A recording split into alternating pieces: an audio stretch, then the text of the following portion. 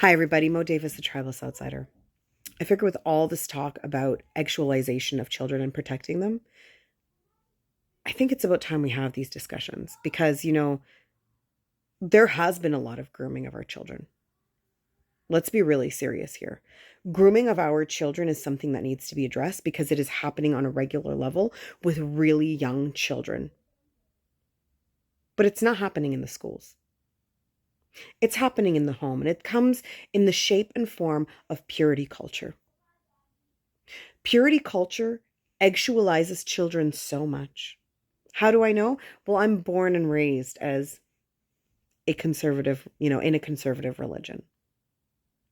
And growing up, I was told that the worst possible thing that could happen to me, or to my family rather, not to me, to my family, would be that I would show up pregnant out of wedlock.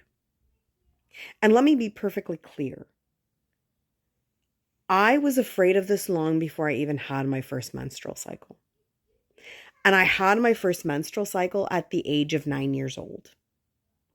So that shows you how young I was and afraid of waking up one morning pregnant, because I didn't even know where babies came from. You see, what the education in school does is it explains things like the organs that we have so we can communicate with a doctor if something is wrong. Hygiene, how to keep ourselves clean. Consent, and improper versus appropriate or proper touch, so that we know to report if we are a child and something is off, so that we can describe what is happening to us accurately, so that if the police needs to investigate something, we use the proper vocabulary so that there is no question in the mind of authorities, and so that our abusers don't get a free pass. We discuss the changes that we experience through puberty.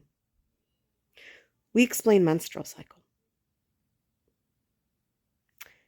We only start discussing interactions between individuals probably in late middle school, early high school. And let's be serious here in Canada, we need to have these discussions. Why? We have an extremely high STI rate. We have an extremely high teen pregnancy rate. And I'm in New Brunswick, it's really high.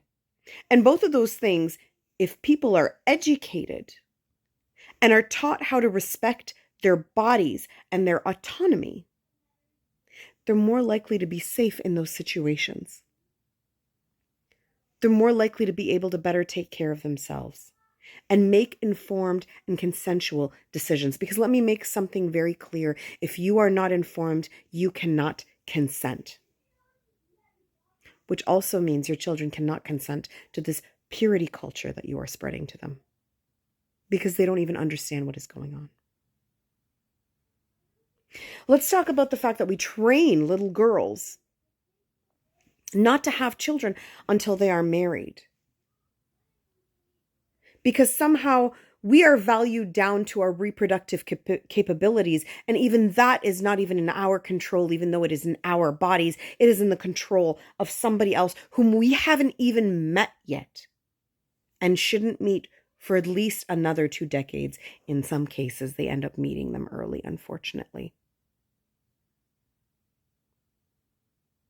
Because we refuse to recognize what science has demonstrated as cognitive maturity, not biological maturity. Let's talk about the fact that I was so afraid of being honor unalived if I woke up pregnant one day. Because that's what a lot of Semitic teachings teach. Semitic being the primary monotheistic religions. The 3. The last 2 more than the initial one.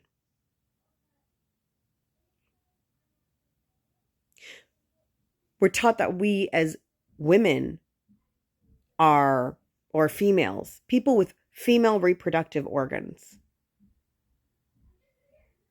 are essentially the causers of all, bad behavior of male organed individuals who are cis.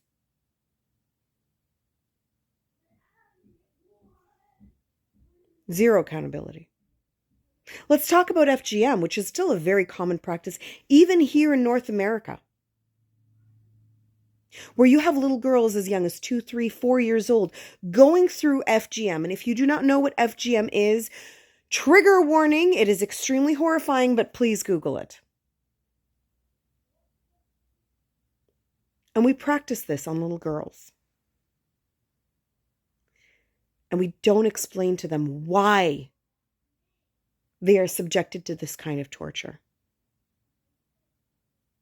But we definitely let them know that they are actualized and that they should be ashamed of their actual existence long before they're actualizable. Let's also talk about the fact that many of these same communities that scream protect the children will not protect the children from predators, but rather protect pennies within their families and within their communities because they are elder males, respectable, religious males who SA children. And your communities intentionally hide them. I'm not going to say my communities. I walked away from your communities and your nonsense. I'm talking about you conservative people coming out and screaming that you do not want your children actualized while simultaneously actualizing your own children.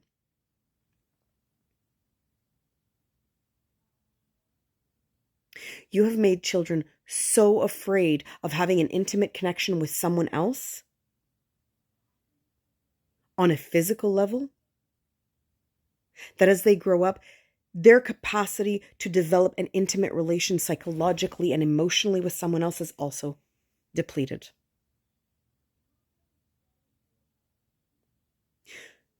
You want to stop the indoctrinating of children? Stop purity culture. Stop teaching little kids to be afraid of themselves in regards to something they don't even understand. And that's not happening in the schools. That's happening in your church. That's happening in your mosque. That's happening in your home. So stop deflecting the accountability and responsibility to somebody else when you need to be held accountable for the harm that you are causing to your own children.